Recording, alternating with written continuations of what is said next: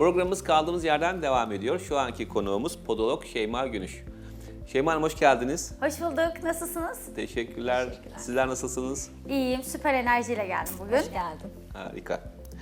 Peki podolog nedir diyerek başlayalım. Şu podolojiyi bütün Türkiye'ye duyuralım hep beraber. Evet, inşallah. İnşallah bütün temennimiz o.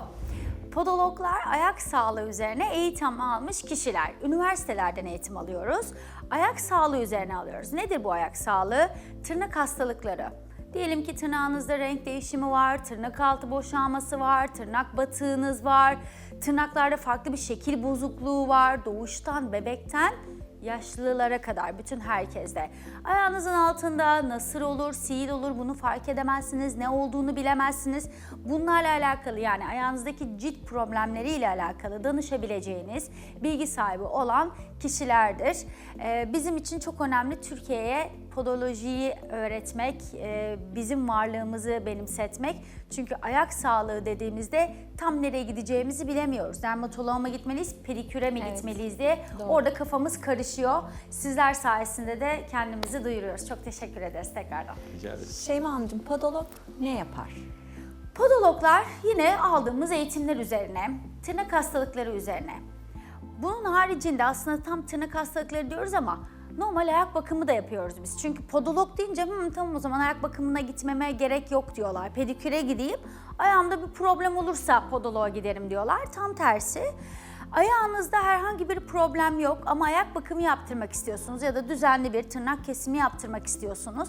O zaman podologlara gelebilirsiniz. İlla sıkıntınızın olmasına gerek yok. Ki zaten varsa da, var olacaksa da önceden de biz bunu görmüş oluyoruz. Çünkü ayakları suya sokmadan işlemler yapıyoruz. Ayağı suya sokmadan, ayak analizi yaparak, tırnaklarınızı görerek ayak bakımı yapıyoruz. Tırnaklarınızda herhangi bir probleminiz varsa, sizin sağlık geçmiş öykünüze bakarak ya da şu anki probleminizi dinleyerek tırnaklarınızı kesiyoruz, üstünü pürüzsüzleştiriyoruz. Batık tırnağınız varsa doğrultma, düzeltme yapıyoruz.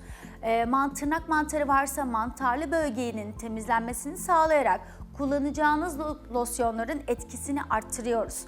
Deforme tırnaklarda yine doğrultma, düzeltme ya da tırnak yatağı küçülmüşse açma, germe yapıyoruz. Nasır mı, sil mi fark edemiyoruz, onlara bakıyoruz.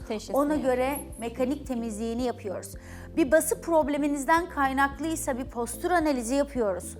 Postürünüze bakıyoruz, neden nasırınız oluşuyor ya da neden siliniz oluştu diye sizlerle iletişime geçiyoruz ve sonuna bakıyoruz. Nasıl düzeltebiliriz'e bakıyoruz. Çok güzel. Podologları manikürcülerden ayıran fark nedir? Aslında anlattığım bütün her şey podologların ne kadar farklı bilgi sahibi olduğunu anlatıyor. Çünkü manikürcü dediğimizde kendim de hani daha önce güzellik uzmanlığı yapmış biri olarak, manikür pedikürcülük yapmış olarak söylüyorum. Bunun da eğitimleri var. Lisede, üniversitede de manikür eğitimi var. Ama ve lakin bizim aldığımız eğitimden çok daha farklı. Biz üniversitede tamamen sistemik eğitimi alıyoruz. Tamamen diyabetik kalp damar cerrahları eğitimimize giriyor. Manikür, pedikürcülere bu eğitimleri bunlar yok. Daha farklı. Normal olarak ayağınıza baktığımda tabii ki de bir dermatolog değilim. Tabii ki de tırnağınıza evet bu tırnak mantarı diyebilecek, teşhis koyabilecek bir yetkim yok. Ama ve lakin sizi hangi doktora yönlendirebileceğimi biliyorum. Ayağınızda evet bu tırnak mantarı da olabilir, bir tırnakta bakteri de olabilir. İkisinin karışımı olabilir. Önce bir doktora gitmeniz gerekir. Hangi doktora gitmeniz gerekiyor ve ben yetkilerim içerisinde ne yapabilirim? Bizim işte ki bütün sağlık sektöründe en önemli nokta bence yetkini ve sınırını bilmektir. Evet, uzmanlık Eğer alanını sınırını bilmek. biliyorsan ki bu tecrübeye bağlıdır. Çünkü maalesef cahil cesareti dediğimiz durumlar da oluyor. Bunu bildiğinde doğru iş yaparsın zaten. Bizim en çok istediğimiz şey tırnakta ne probleminiz var, neden var, niçin var bunu bir görmek lazım. Doğrultma, düzeltme yapıyoruz. O kadar teknik bir bilgi ki baktığınızda çok pratik bir iş. BS bant diyoruz, tırnağınızın üzerine yapıştırıyoruz. BS bant otomatik olarak batık tırnağı kaldırıyor oradan. Hop batık tırnağınız düzeliyor. O kadar basit ki. Bakıyorum bazen internette bile satılıyor. Bazen danışanlarım geliyor. Ben aldım bantı diyor. Sen bana takar mısın diyor. Şimdi bu olmuyor bu şekilde. Çünkü bunun tekniği var. Ne zaman yapacağım? Nasıl yapacağım? Hangi süreçte yapacağım? Ki bize mesela geliyorlar, diyorlar ki batık tırnağımı toparlar mısın? Ne kadar sürecek? Kaç seansta sürecek? Şimdi bakıyorum tırnağa, seansını bilemeyiz. Kesin sonuç veremeyiz. Öncesinde belki tırnak yatağını açmam gerekecek. Belki tırnakta bir tırnak altı boşalması var. Tırnak ince. BS bantı yaptığımda tırnağa daha büyük zarar vereceğim. Bunlar hepsi teknik bilgi, bir tecrübe ve tam kişinin sistemini bilmek çok önemli. Bir nasır geldiğinde, temizlediğimde altından ülser çıkacak mı çıkmayacak mı biliyor olmam lazım, anlıyor olmam lazım ya da geldiğinde ne yapacağım ben bilmemiz lazım. Bisturi kullanımı var, bisturi 10-15 kullanımımız var bizim yetkimiz içerisinde ama bunlar bazen herkes kullanıyor. O kadar teknik bir bilgi ki bu. Arada çok büyük fark Tabii var. açık Şimdi yara manikür yapma pedikürcüler durumumuz bunu var. yapamıyor. Sterilizasyon en önemli şey, bu işlemleri yaparken sterilizasyona çok dikkat ediyor olmamız lazım. Sterilizasyon dediğiniz sadece otoklavu alıp STR yapmak değil. Burada sıralama çok önemli.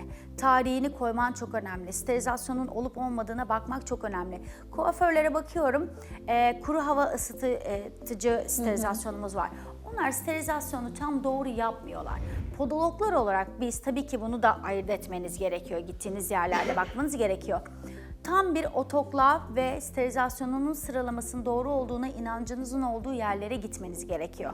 Çünkü bazı ayak bakım merkezlerinde podolog da çalışmıyor maalesef. O yüzden mümkün olduğunca diplomalarını sorun, mümkün olduğunca her şeyi sorun. Çünkü bazı danışanlarımız korkuyor, sormak istemiyor. İşte diplomanı soruyorum diyor mesela. Biraz değişik geliyor insanlara. Hayır, sorabilirsiniz. Sormalılar, bakmalılar çünkü bu sizin sağlığınız. İsterseniz ayağınızda sorun olmasın. Normal ayak bakımına gelin. Sterilizasyon önemli, doğru kişilere gitmeniz önemli. Aslında ayak sağlığı dediğimiz zaman şimdi nihayetinde az önce bütün branşları sıraladınız. Bakın, göğüs kalp damar cerrahisinden bahsettik. Evet. Anesteziden, reanimasyondan, yoğun bakımdan bahsettik. Dermatolojiden bahsettik, plastik cerrahiden bahsettik. İşte dahiliyeden bahsettik, Evet. diyabetik ayaklardan bahsettik, hipoparodik tedaviden bahsettik, fizik tedaviden bahsettik. Kadın doğum var aslında, göz Evet. doktorları var. Gözünde bir problemi varsa kişiler hemen diyabetten biliyorsunuz. Evet. Hemen bize de aslında ayağa gelmeleri Evet. lazım. Bir check-up olmaları lazım. Kadın doğumcularla çok fazla ben de video çekiyorum. Hamilelerde ayak bakımı Evet. çok önemli. Çünkü bir anda ayakları patlıyor, bir anda şişiyor. Ödemden Ark dolayı. düşüyor, kemikler değişiyor, bası yönleri değişiyor, nasırlar oluşuyor. Bu süreçte bunlara çok dikkat ediyor olmamız lazım.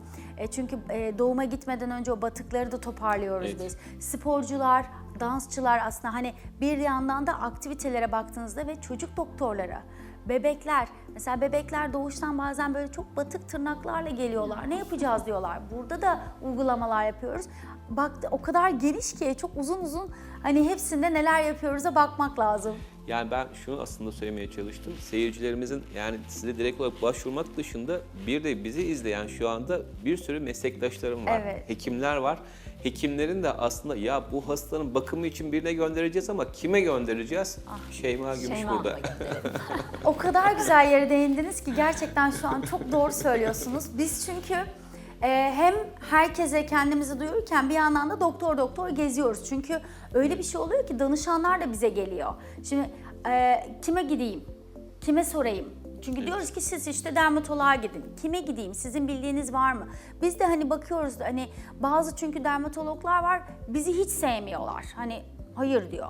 Ama bazı doktorlar var ki dermatologlar ya da işte bütün hepsi kesinlikle gitmelisin. Biz ortak çalışmalıyız diyorlar. Şimdi o kadar farklı ki görüşler. Tabii ki de bu her sektörde olacak şeyler. Biz benim anlatmak istediğim şey yetkimizi bilerek, sınırımızı bilerek gerçekten insanlara dokunmak istiyoruz. Çünkü çok önemli olduğunu bilmemize rağmen çok arka plana attığımız bir problem aslında ayak sağlığı. Evet. Çok önemsiyoruz ve doktorlarımıza da gerçekten sizin sayenizde de seslenmiş olduk. Çok teşekkür ederim. Hakikaten çok önemli bir konudan bahsettiniz. Evet. Yani ayak sağlığı dediğimiz zaman yani gidip bunu işte deneyimi olmayan, yetkinliği olmayan, steriliteyi, hijyeni bilmeyen bir yerde değil de nasıl ki fizik tedaviciler, fizik fizyoterapistlerle çalışıyorlarsa bu bahsettiğimiz hekimler ayakla ilgili her konuda mutlaka medikal bir podologla çalışması gerekir diyerek programımızı burada bitiriyoruz. Harikasınız. Çok teşekkürler. Teşekkür ederiz.